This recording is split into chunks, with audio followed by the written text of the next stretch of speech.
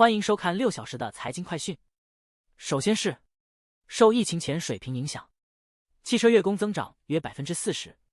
低供应和高需求导致汽车制造商推出利润更高的车型，但随着产量的增加和激励措施的回归，价格应该会下降。下一条，墨西哥城拥有大量经典大众甲壳虫汽车，俗称 Volcho， 它们因其经济和爬坡能力而备受出租车司机欢迎。随着甲壳虫的停产，该地区的 Volcho 数量在减少，但仍被视为社区的象征。让我们关注玻利维亚街头小贩因外汇储备枯竭而抗议，要求获取美元。经济下滑，物价上涨，燃料短缺导致抗议升级，而政府党内部斗争加剧了经济困境。让我们关注 X 平台首席执行官雅卡里诺在埃隆·马斯克的压力下调整了核心团队成员，以提高销售额和削减成本。让我们关注由中国支持的管道将尼日尔变为石油出口国，但由于去年推翻西非民主政府的政变引发了内部安全危机和与邻国贝宁的外交争端而受到威胁。让我们关注胡塞叛军使用无人机攻击红海一艘货船，造成船只受损。该袭击是叛军针对这一重要航道的最新袭击行动。此前，美国已将艾森豪威尔号航空母舰遣返。接下来，泰国工业电缆制造商 Start Corp 前任董事长 Chanin Yensatkai 因会计丑闻和债务违约被通缉，逃亡数月后被引渡回国，结束了对该国头号企业逃犯的追捕。接下来，法国议会选举临近，投资者对权力平衡可能发生变化感到担忧。银行、公路运营商和公用事业最受影响，股价大幅下跌。总统马克龙所在的政党落后于极右翼和左翼阵营，投资者对选举结果感到担忧。下面这条，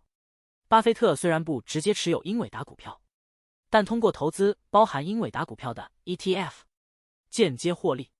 虽然持有份额很小，但英伟达的增长通过云服务提供商的出色表现产生了间接利益，因为英伟达是这些公司的主要客户。让我们关注泰勒·斯威夫特的演唱会因其高昂的开支而对英国和美国的经济产生重大影响。据估计，他的演唱会将给英国服务业通胀率增加30个基点，并导致英国央行推迟降息。在美国，他的演唱会推动了旅游业通胀，票房收入达10亿美元。接下来 Alphabet 股价大幅上涨，但其人工智能进展落后于英伟达。过去1年，英伟达飙升 210%， Alphabet 通过加速其广告和云业务增长来应对挑战，但能否在2025年底前超越英伟达仍有待观察。让我们关注富豪投资者认为，比特币在2024年减半后可能飙升至50万美元，因为这将减少其供应，并提高其作为通胀对冲资产的价值。接下来这条，津巴布韦一家由中国建设的钢铁厂开始生产生铁，有望使津巴布韦成为非洲最大的钢铁产品生产国之一。该项目第一阶段预计年产60万吨钢铁，最终阶段预计达到500万吨。接下来这条，2024年前5个月，外商对墨西哥投资382亿美元，其中美国投资200亿美元，制造业投资占比最高，达 56%， 其次是运输业 13% 和贸易业 13%。最后一条是，科技巨头正竞相进军医疗保健领域，他们将人工智能和机器学习视为下一前沿。亚马逊网络服务的医疗医生出身的医疗主管 Angela Shippey 博士正在领导这一行动，